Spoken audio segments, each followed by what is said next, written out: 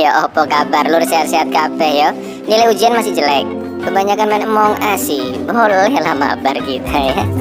Kali ini kita akan mengidul film animasi yang kocak tapi juga sangat mengharukan. Salah satu film karya Pixar terbaik dan juga mendapatkan Oscar yang berjudul Up tahun 2009. Banyak pesan moral dan juga ada beberapa fakta menarik tentang film ini. Jadi tonton sampai habis.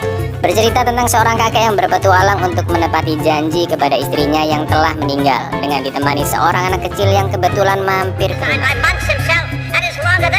Carl Fredricksen, seorang anak yang bermimpi menjadi penjelajah dunia. Dia melihat film dokumenter idolanya yaitu Charles Mans, seorang penjelajah yang berhasil sampai di Paradise Falls, tanah yang hilang di Amerika Selatan, dengan menggunakan balon Zeppelin bersama anjing-anjing kesayangannya.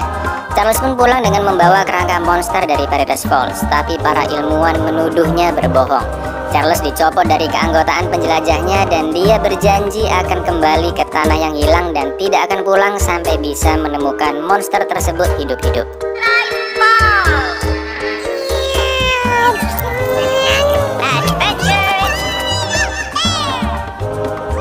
Di dalam rumah tua dan rusak, Fredricksen bertemu dengan seorang cewek bernama Ellie yang juga mengidolakan Charles.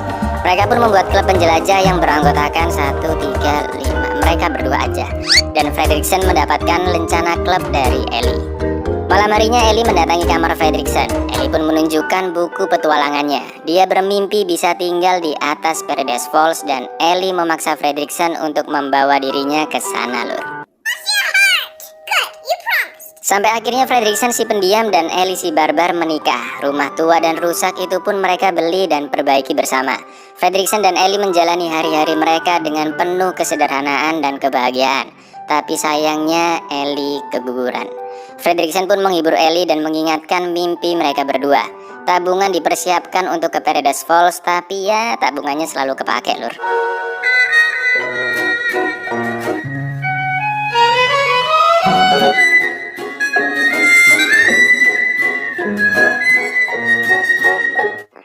Hari demi hari berlalu, tanpa disadari mereka sudah sangat tua dan mulai melupakan impian mereka. Namun Fredricksen tiba-tiba teringat dan langsung membelikan tiket pesawat meskipun hanya ke Venezuela. Namun tiba-tiba Ellie jatuh sakit dan akhirnya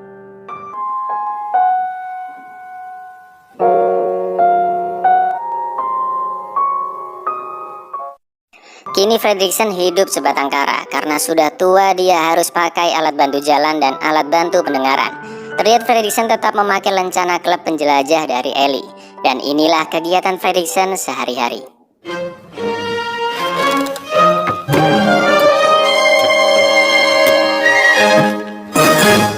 Hanya rumah Fredricksen yang bertahan di sana. Sekitarnya udah jadi gedung-gedung tinggi lur. Berkali-kali rumah Fredricksen ditawar dengan harga tinggi tapi dia menolaknya. Lalu datanglah anak super menggemaskan bernama Russell dari grup penjelajah hutan yang punya tugas terakhir untuk membantu orang tua. Fredricksen pun berbohong jika ada burung liar dengan mata besar yang merusak tamannya. Namanya anak kecil ya, percaya aja lah si Russell ini ya kan. Lalu Fredricksen pun marah ketika kotak suratnya nggak sengaja ditabrak traktor. Dan kemudian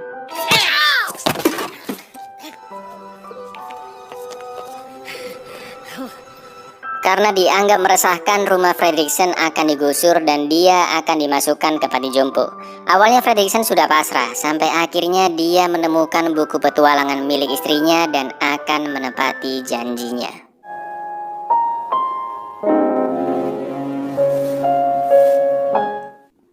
Keesokan paginya panti jompo Shady Oaks datang menjemputnya. Dan yang terjadi,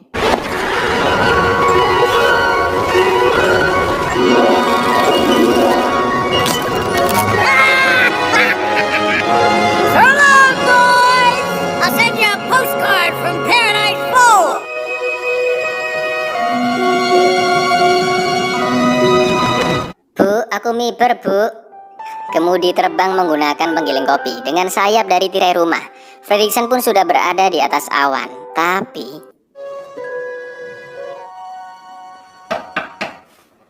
Hi Mr. Fredricksen, it's me Russell. This makes it right and that was left. Rumah mereka semakin tinggi dan cuaca buruk pun terjadi. Mereka terjebak di badai petir awan cumulonimbus.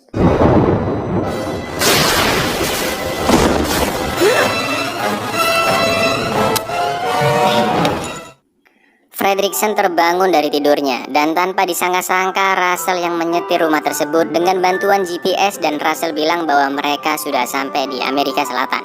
Fredricksen gak percaya omongannya lalu memutus beberapa balon agar bisa turun ke bawah awan. Dan ternyata Take hours to get down.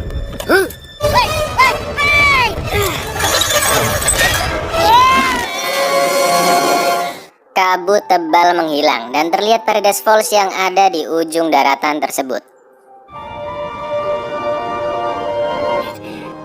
We made it, Russell. Karena mereka berdua nggak bisa manjat ke atas rumah, terpaksalah jalan kaki ya kan? Dan 3 hari lagi helium di dalam balon akan bocor. Di tempat lain kawanan anjing mengejar makhluk misterius. Dan karena bunyi dengung alat bantu pendengaran Fredricksen, anjing-anjing ini pun terganggu dan makhluk itu terselamatkan. Lalu Russell ingin buang air besar dan setelah itu Russell melihat jejak burung yang sangat besar. Yang ternyata Gotcha, little snipe. Nice snipe. Fredricksen kaget melihatnya, tapi burung ini ternyata sangat baik dan sangat menyukai Russell. Russell pun memberi nama burung peliharaan barunya ini yaitu Kevin. Get out of here. Come on, beat it. Fredricksen tidak mengizinkan Russell memelihara Kevin, tapi diam-diam Russell terus memancing Kevin dengan makanan favoritnya yaitu coklat. Lalu terdengar suara seseorang, tapi mereka salah lur. Oh yes. My name is Doug. Anjing bernama Doug ini bisa berbicara melalui kalung canggih yang dibuat oleh tuannya.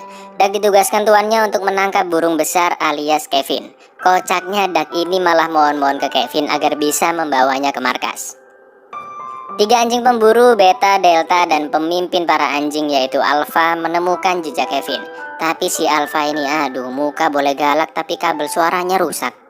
Now, soon enough the bird will be ours yet again. Please, oh please be my prisoner. Stop bothering Kevin! That man there says I can hate you. Fredricksen terganggu kehadiran Kevin dan Doug yang berantem terus. Dengan melemparkan bola dan coklat, Fredricksen berharap bisa lolos dari pandangan mereka. Tapi nggak semudah itu. Think that did the trick. Hi, Master. Malam harinya mereka ngobrol-ngobrol. Ternyata bukan hanya Fredricksen tapi Russell juga kesepian dalam hidupnya. Dia tidak tahu di mana orang tuanya berada. Russell pun meminta Fredricksen untuk menyilangkan hatinya atau berjanji untuk membawa Kevin.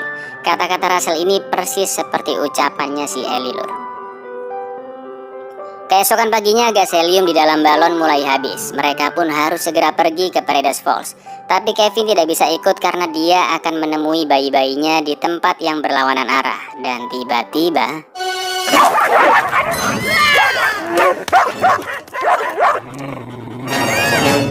Alpha, Beta, dan Delta bertanya ke Doug di mana burungnya. Mereka pun memaksa Fredricksen dan Russell untuk ke markas tuannya. Dan Paradise Falls pun semakin jauh.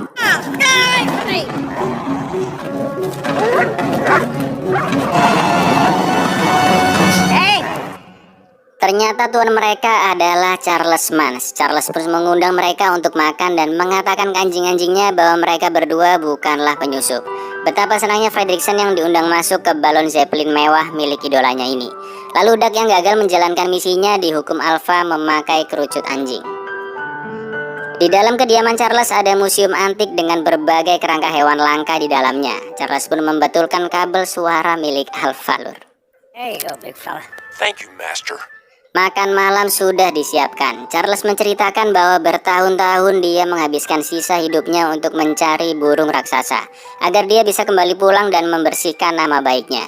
Masalahnya si Russell keceplosan bilang kalau kerangka itu mirip dengan Kevin, hewan peliharaannya yang sangat menyukai coklat.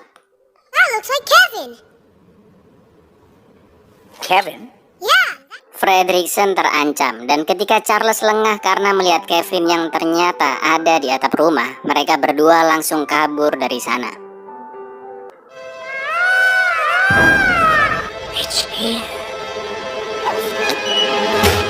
Doug dan Kevin pun membantu mereka dari kejaran komplotan anjing-anjing milik Charles.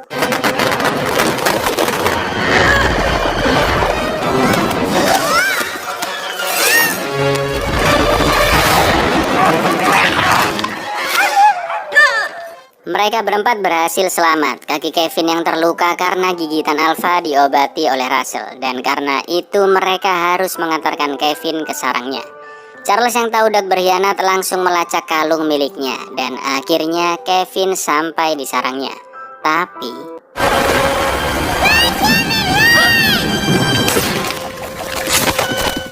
Charles mengalihkan perhatian Fredricksen dengan membakar rumahnya sehingga banyak balon yang meletus. Kevin pun berhasil ditangkap, Lur. Fredricksen marah ke Russell dan Doug karena menghambat tujuannya, tapi Russell juga ngambek karena Fredricksen membiarkan Kevin pergi begitu aja. Lalu sampailah Fredricksen di tempat impian istrinya, Paradise Falls.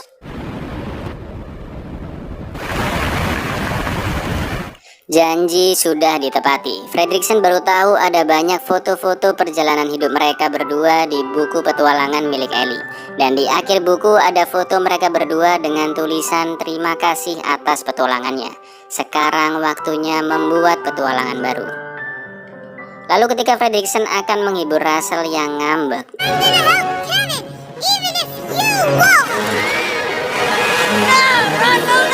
Fredricksen pun membuang semua barang-barang agar rumahnya bisa terbang kembali dan menyusul Russell. Terlihat hanya kursi kesayangan mereka berdua yang ditata oleh Fredricksen.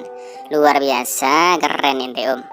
Betapa bahagianya Fredricksen melihat Doug yang kembali. Russell berhasil masuk Zeppelin dengan beberapa balon dan alat peniup daun. Tapi sayangnya para anjing menemukannya. Russell pun dikurung dan Charles tahu betul bahwa Fredricksen pasti akan segera menyusul. Dan tanpa pikir panjang, Russell dijatuhkan dari Zeppelin.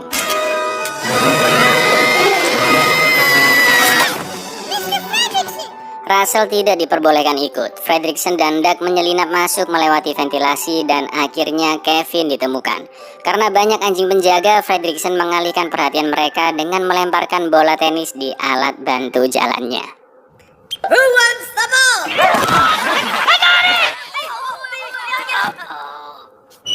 Russell yang mencoba melepaskan dirinya dari ikatan terjatuh dari rumah. Charles belum mengerahkan 3 pesawat tempur anjing untuk menyerang Russell.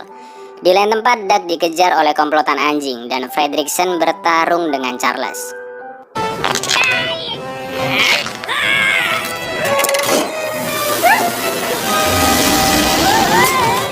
Fredricksen dan Kevin kabur lewat tangga dari luar. Karena Doug berhasil mempermalukan Alpha, kini Doug menjadi pemimpin baru mereka.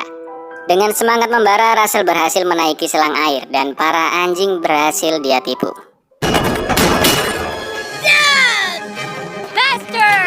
Ketika mereka berempat akan kabur, Charles menembaki balonnya dan cepat-cepat Fredricksen menarik selang air agar rumah mereka tidak jatuh. Charles pun mencoba mendobrak pintu rumah dan tepat ketika selang air akan hancur, Fredricksen memancing Kevin dengan coklat favoritnya.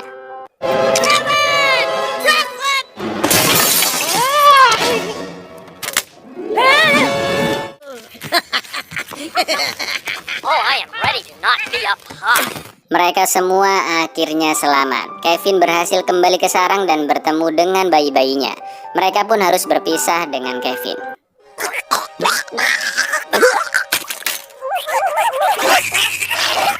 Fredricksen, Russell, Doug, dan komplotan anjing kembali pulang menggunakan balon Zeppelin. Russell pun berhasil mendapatkan lencana membantu orang tua yang dipasangkan langsung oleh Fredricksen. Dan yang dipasangkan adalah lencana kebanggaan milik Ellie. Di akhir film, Fredricksen, Russell, dan Doug duduk bersama sambil makan es krim dan menghitung mobil-mobil yang lewat persis seperti kenangan Russell dengan ayahnya dulu. Lalu terlihat rumah Fredricksen dan Ellie yang jatuh tepat di atas Paradise Falls.